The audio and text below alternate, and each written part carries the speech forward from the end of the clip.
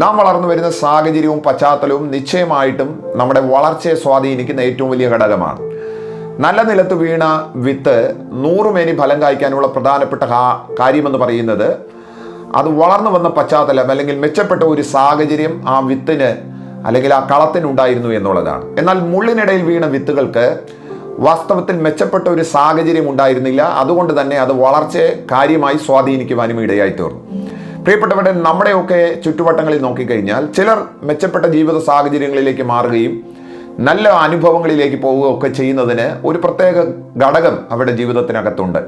മെച്ചപ്പെട്ട ജീവിത സാഹചര്യങ്ങൾ, അവർ വളർന്നു വരുന്ന പശ്ചാത്തലമൊക്കെ ഏറെക്കുറെ അവരുടെ വളർച്ചകളെ കാര്യമായി സ്വാധീനിക്കുകയും നന്നായി അതിനെ വളരാൻ സഹായിക്കുകയും ചെയ്യുന്ന പ്രധാനപ്പെട്ട കാര്യങ്ങൾ നമുക്ക് അവരുടെ ജീവിതത്തിൽ നിന്ന് മനസ്സിലാക്കാനായിട്ട് കഴിയും.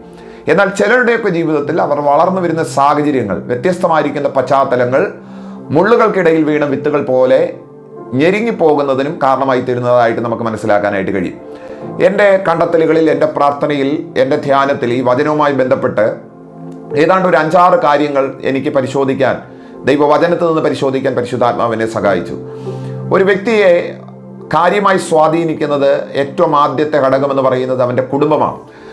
അവൻ്റെ കുടുംബം മെച്ചപ്പെട്ടതാണെന്നുണ്ടെങ്കിൽ തീർച്ചയായിട്ടും അവൻ കടന്നു പോകുന്ന ഏറെക്കുറെ മേഖലകളിൽ അവന് വിജയം കൈവരിക്കാൻ കഴിയുമെന്നുള്ളതാണ് ഏറ്റവും പ്രധാനപ്പെട്ട കാര്യമെന്ന് പറയുന്നത്.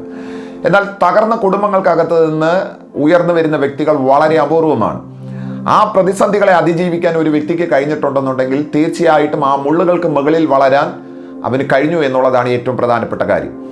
നമ്മുടെയൊക്കെ ജീവിതത്തിൽ ഏറെക്കുറെ ഇങ്ങനെ ബ്രോക്കൺ ഫാമിലീസ്, തകർന്ന കുടുംബങ്ങൾക്കകത്തുള്ള ഒരുപാട് വ്യക്തികളെ നിങ്ങൾക്ക് കാണാനായിട്ട് കഴിയും. വാസ്തവത്തിൽ അവരുടെ വളർച്ചയെ തടയുന്ന അതിപ്രധാനപ്പെട്ട ഒരു മുള്ളാണത്.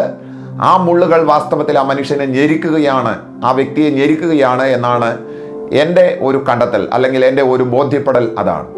നിങ്ങളുടെ ആരുടെയെങ്കിലും ജീവിതത്തിൽ അത്തരത്തിൽ തകർന്ന കുടുംബം, ഒരു വളർന്നു വന്ന പശ്ചാത്തലം, നമ്മുടെ കുട്ടിക്കാലമൊക്കെ ഒരു തകർന്ന കുടുംബത്തിനകത്താണെന്നുണ്ടെങ്കിൽ തീർച്ചയായിട്ടും അത് നമ്മുടെ വളർച്ചയെ കാര്യമായി ബാധിക്കാൻ ഒരു സാധ്യതയുണ്ട്. എന്നാൽ അതിൻ്റെ മീതെ ജയിക്കാൻ ഒരു ദൈവിക കൃപ ഇന്ന് ഈ ദൈവവചനത്താൽ നിങ്ങൾക്ക് ലഭ്യമാകട്ടെ എന്ന് ഞാൻ ദൈവസന്നിധിയിൽ നിങ്ങൾക്ക് വേണ്ടിയിട്ട് പ്രാർത്ഥിക്കുകയാണ്.